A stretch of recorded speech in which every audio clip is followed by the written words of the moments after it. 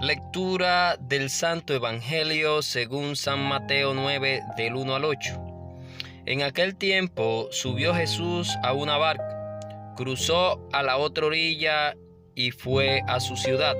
Le presentaron un paralítico acostado en una camilla. Viendo la fe que tenían, dijo al paralítico: «Ánimo, hijo, tus pecados están perdonados». Algunos de los escribas se dijeron: «Este blasfema». Jesús, sabiendo lo que pensaban, les dijo: «¿Por qué pensáis mal? ¿Qué es más fácil decir: tus pecados están perdonados, o decir: levántate y anda? Pues para que veáis que el Hijo del Hombre tiene potestad en la tierra para perdonar pecados», dijo dirigiéndose al paralítico: «Ponte en pie, coge tu camilla y vete a tu casa». Se puso en pie y se fue a su casa. Al ver esto, la gente quedó sobrecogida y alababa a Dios, que da a los hombres tal potestad.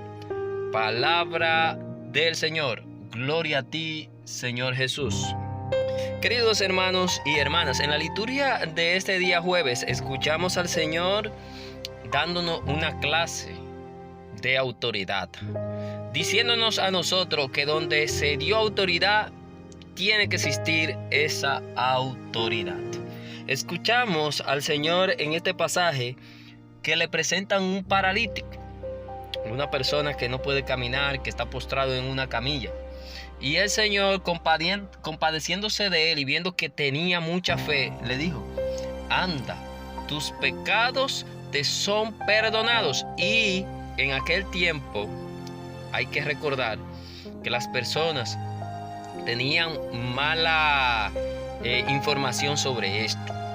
Entendían que el que decía esto estaba blasfemando contra Dios, porque solamente Dios puede perdonar los pecados. Sí, en eso todos vamos a estar de acuerdo. Solo Dios perdona los pecados, pero también Dios da la autoridad a quien Él quiere que perdonen los pecados. Por eso es que en Juan 20, en el versículo 23, el Señor le dice a sus primeros discípulos: «Reciban el Espíritu Santo. A quienes les perdonen los pecados le quedan perdonados, y a quienes se los retengáis le quedan retenidos». El Señor claramente le da autoridad a sus discípulos, a sus primeros discípulos. Se supone que después de que un discípulo fallece, ellos mismos van tomando la decisión y van asignando otros discípulos. Por eso escuchamos también en el libro de los Hechos de los Apóstoles cuando uno de los discípulos faltaba y ellos completaron los 12 discípulos, porque ese grupo tenía que continuar.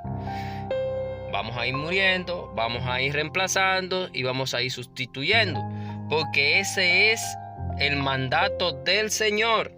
Entonces, mis queridos hermanos y hermanas, hoy escuchamos en este evangelio el Señor enseñando de que Él tenía la autoridad y que si Él la tenía dada por el Padre, también podía darla a quien Él quisiera. Por eso nos dice: viendo la fe que tenía, dijo al paralítico: «Ánimo, hijo, tus pecados están perdonados».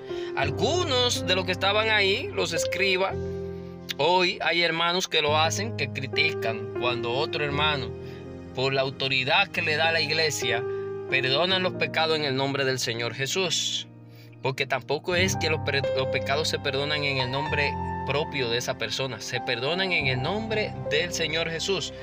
Entonces ellos le decían: «Este hombre blasfema», pero ellos lo decían para sí. Ellos no se lo dijeron verbalmente a ellos, sino que lo decían para entre sí. O sea, como una crítica, un chisme entre ellos, un comentario.